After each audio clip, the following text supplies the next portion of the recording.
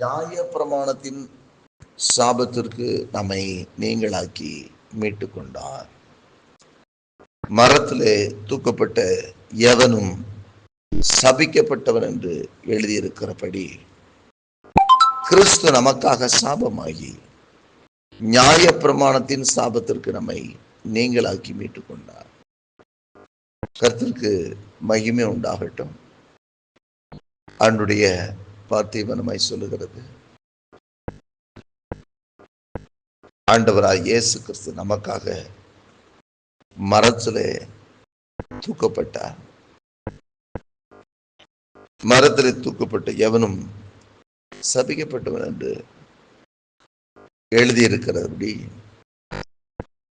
கிறிஸ்து நமக்காக சாபமாகி நியாய பிரமாணத்தின் சாபத்திற்கு, அப்படியானால் நியாய பிரமாணத்திலே ஒவ்வொன்றுக்கும் ஒவ்வொரு தண்டனைகள் கொடுக்கப்பட்டிருக்கிறது.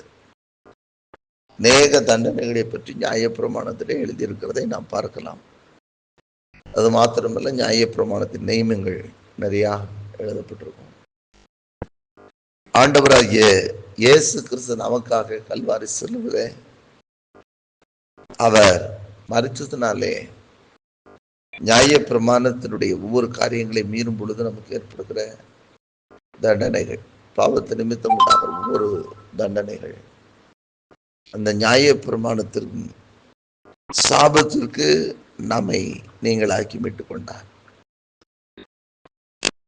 அவைகளுடைய சாபத்துக்கு அது நம்மை மேற்கொள்ளாதபடிக்கு, அது நம்முடைய குடும்பங்களிலே செயல்படாதபடிக்கு யாரெல்லாம் ஆண்டவராய் இயேசு கிறிஸ்துவினுடைய சிலுவை பாடு மரணங்களை, இந்த உலகத்திலே அவர் மனிதனை அவதரித்ததை, அவர் தேவனுடைய குமாரன் என்பதை ஏற்றுக்கொண்டு தேவ சமூகத்திலே தங்களுடைய பாவங்களை அறிக்கை செய்து அவர் அண்டையில சேருகிறார்களோ அத்தனை பேருடைய வாழ்க்கையிலும் கூட கர்த்தர் சாபத்தை ஆசீர்வாதமாய் மாற்றுகிறவராக இருக்கிறார்.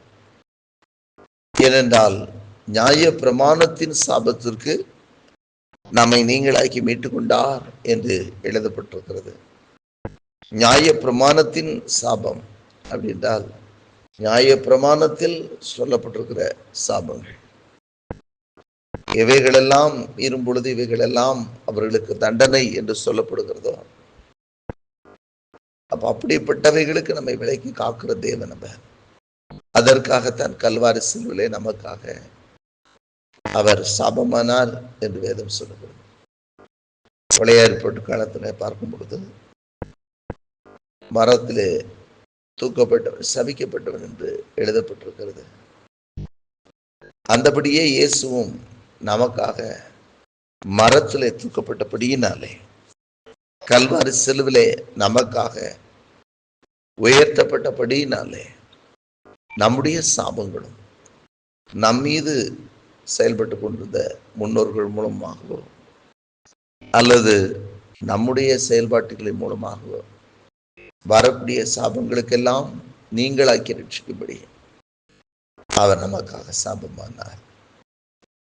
இந்த வார்த்தைகளை நாம் விசுவாசிக்கும் பொழுது, அதை அறிக்கையிடும் பொழுது, அது மெய்யாகவே நம்முடைய வாழ்க்கையிலும் நம்முடைய சந்ததிகளுடைய வாழ்க்கையிலும் அது செயல்படும், அது நிறைவேறும்.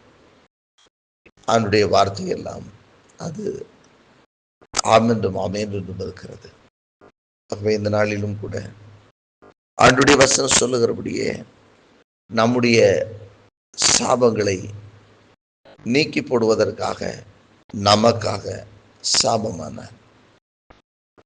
நம்மை ஆசீர்வதிக்கும்படி நமக்காக அவரே சாபமானதை பார்க்கிறோம். அப்போஸ்தலன் பவுல் சொல்வார்,